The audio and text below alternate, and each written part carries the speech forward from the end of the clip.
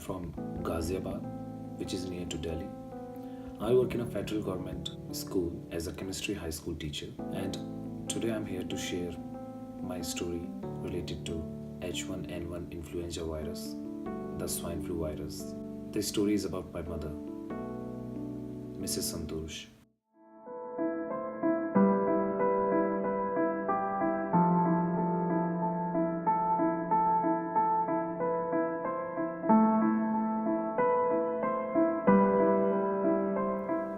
I can still remember the day, the 24th December 2014, when my father, me, my mother, and my brother, all four of us went to the Delhi Zoo for a picnic.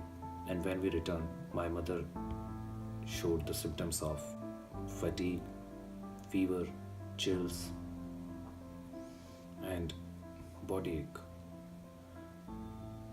These are the common symptoms of flu.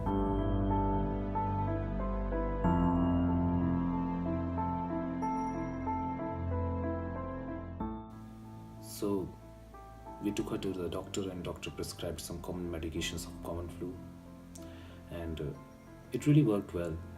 She was having relief now, but after 1 or 2 weeks again the symptoms reoccurred, and now the symptoms were really more severe, and her headache and body ache were really increased, and nose started running and stuffed.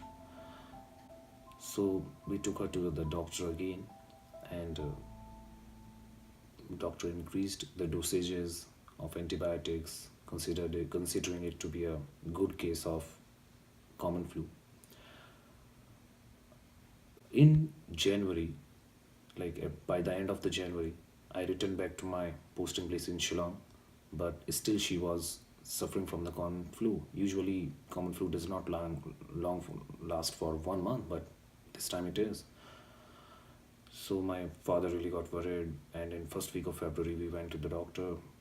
Although the treatment was there for the common flu, but doctor could not understand it. So doctor went for all the tests over there, and he could not guess the proper disease.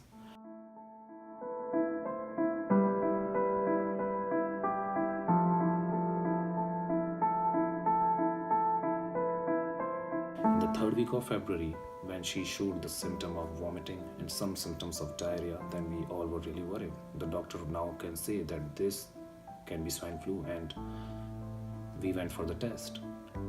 By the evening, the test was done and the report came. She was swine flu positive, and it was really a matter of fear, because that time the swine flu pandemic was there in the Delhi.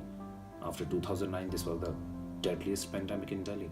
So the doctor referred my mother to the GTB hospital in Delhi, one of the very prestigious federal government hospital.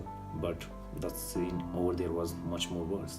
Most of the beds were filled in the swine flu ward, and luckily we got one bed, and the treatment was started. On reaching the hospital and on getting the bed, she was on ventilator because of the problem of respiration. She could not breathe properly as soon as she reached in the hospital. And the doctor told us that she is diabetic and she will be given insulin also. That was also a shock for us. The doctor then informed that the infants, the pregnant ladies, the elderly people, the person with respiratory disease, the person with the metabolic disorder like diabetes, like my mother was, these are more susceptible and prone to the disease.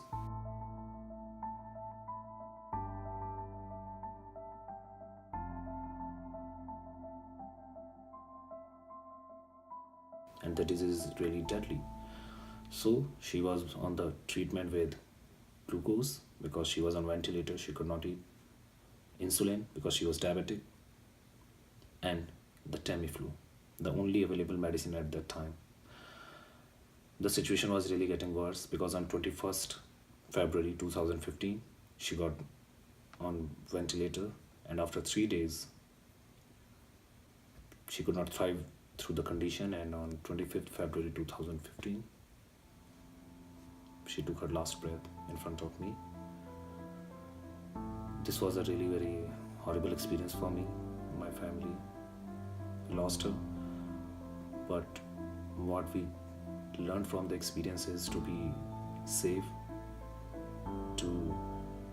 always take precautions when it's about your health, because this kind of flu, whether it's swine flu or normal flu, spreads through either contact or like droplet transmission, and we have to be aware of it.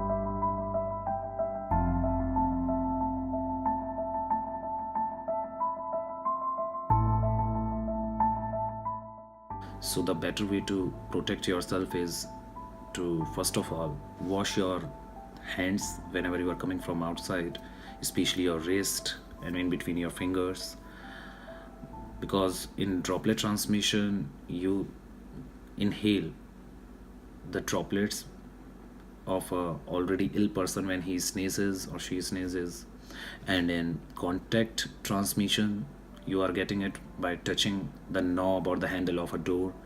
So in both the situation you have to wash your hands properly.